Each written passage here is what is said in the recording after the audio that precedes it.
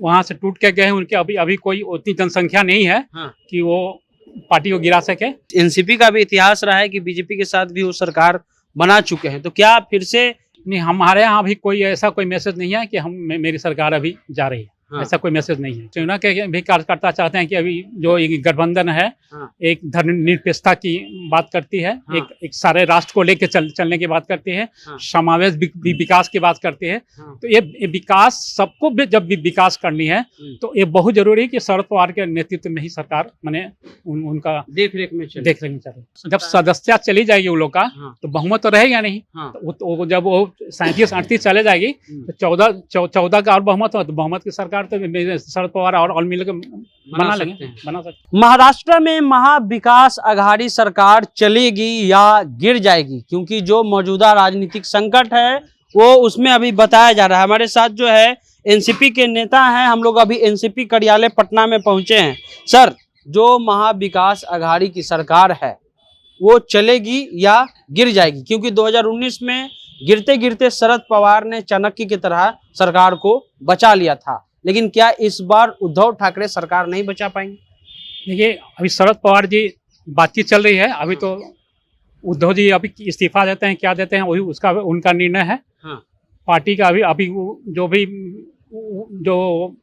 वहां से टूट के गए हैं उनके अभी कोई उतनी जनसंख्या नहीं है कि वो पार्टी को गिरा सके। इसमें वो बातचीत चल रही है। शरद पवार जी जो वहां से बातचीत कर रहे हैं।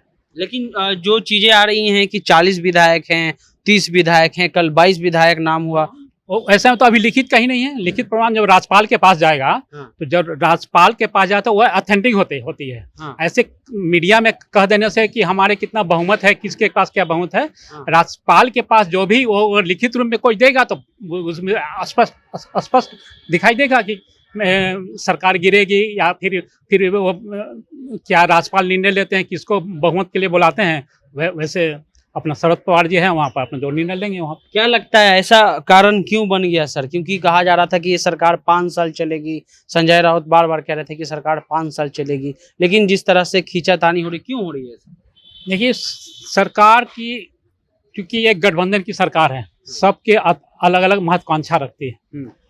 अब किसमें क्या है, किसके दिल में क्या है कि हमें क्या चाहिए, उसके अगेंस्ट में हमको क्या करना है क्या नहीं। हो तो जो गए हैं यहाँ से छोड़कर तो वही लोग बताएंगे। लेकिन एनसीपी का भी इतिहास रहा है कि बीजेपी के साथ भी वो सरकार बना चुके हैं, तो क्या फिर से एनसीपी क्यों? लेकिन शरद पवार ने कहा कि हम सरकार नहीं बनाएंगे, भले हम विपक्ष में बैठ जाएं। हाँ, तो विपक्ष में सरकार बैठेगी। अगर बहुमत अगर नहीं मिलती है, अगर बहुमत राज्यपाल बुलाता है तो जो विरोध में है जिसको अपना बहुमत साबित करेंगे तो शरद पवार जी का जो निर्णय है कि हम विपक्ष में बैठेंगे तो बैठेंगे विपक्ष में। क्या वहां से आप लोग को क्या मैसेज आ रहा है? क्या सरकार रहेगी या अब आप लोग ने भी जो है एक तरह से इच्छा खो दिया कि सरकार नहीं बची? नहीं, हमारे यहाँ अभी कोई ऐसा कोई मैसेज नहीं है कि मेरी सरकार अभी जा रही है। ऐसा कोई मैसेज नहीं है। लेकिन जिस हिसाब से राज्यपाल को भी कोविड हो गया है, उद्धव ठाकरे पर भी खबर आ रहा है कि उनको भी कोविड हो गया है, इस संदर्भ में क्या बीजेपी ऑपरेशन लोटस कामयाब हो गई अब महाराष्ट्र में करते हुए? अभी तो कामयाब होती नहीं दिख रही है। और आगे वो क्या निर्णय लेती है तो उन लोग पर डिपेंड करता है। एनसीपी का क्या निर्णय होगा और एनसीपी के जो कार्यकर्ता है वो क्या चाहते हैं? एनसीपी के कार्यकर्ता चाहे शिवसेना का बहुत लोग कार्यकर्ता हैं, शिवसेना के भी कार्यकर्ता चाहते हैं कि अभी जो ये गठबंधन है एक धर्मनिरपेक्षता की बात करती है, एक सारे राष्ट्र को लेकर चलने की बात करती है, समावेश विकास की बात करती है। तो ये विकास सबको जब भी विकास करनी है तो ये बहुत जरूरी है कि शरद पवार के नेतृत्व में ही सरकार माने उनका देख रेख में चले।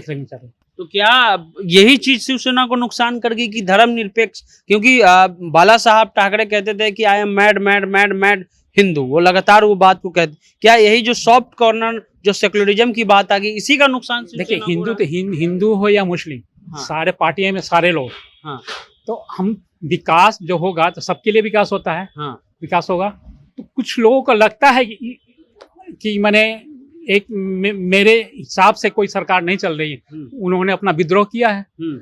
तो विद्रोह किया तो समर्थन मिलेगा तो ठीक है, नहीं मिलेगा तो फिर शरद पवार। अल्पकालीन चुनाव भी होने वाले? नहीं, ऐसा तो नहीं दिखता है। क्योंकि 2024 में चुनाव होने वाले हैं, अगर 33 विधायक टूट के नहीं जाते हैं तो जाहिर सी बात है कि विधायकों की सदस्यता चली जाएगी। तो उस मसले पर क्या क्या चुनाव में भी महाराष्ट्र जा सकता जब सदस्यता चली जाएगी वो लोग का, हाँ। तो बहुमत तो रहेगा नहीं। हाँ। तो वो जब वो 37-38 चले जाएगी तो 14 का और बहुमत हो, तो बहुमत की सरकार तो शरद पवार और मिलकर बना सकते लेंगे, हैं। बना सकते यानी अभी भी आंकड़ा संभावना है। आपके साथ है। हाँ, संभावना है। ठीक है, तो अभी भी आंकड़ा जो है वो एनसीपी के खाते में है। इनका सही तर्क है कि अगर जो 33 विधायक टूट के नहीं आते हैं तो जो बहुमत का आंकड़ा है वो घट जाएंगे, क्योंकि जो दल बदल कानून है उसके तहत 2/3 आंकड़ा जो है, 2/3 विधायक टूट करके जाने चाहिए, तब जाके मान्यता मिलता है। अगर 2/3 नहीं रहे तो एक तरह से विधायकों की सदस्यता जो है वो चली जाएगी। और उसके एवज में भी जो गठबंधन है, खास करके एनसीपी, कांग्रेस और शिवसेना का, तीनों को अगर जोड़ दिया जाए तो उसकी भी जो संख्या होगी वो 100 के पार ही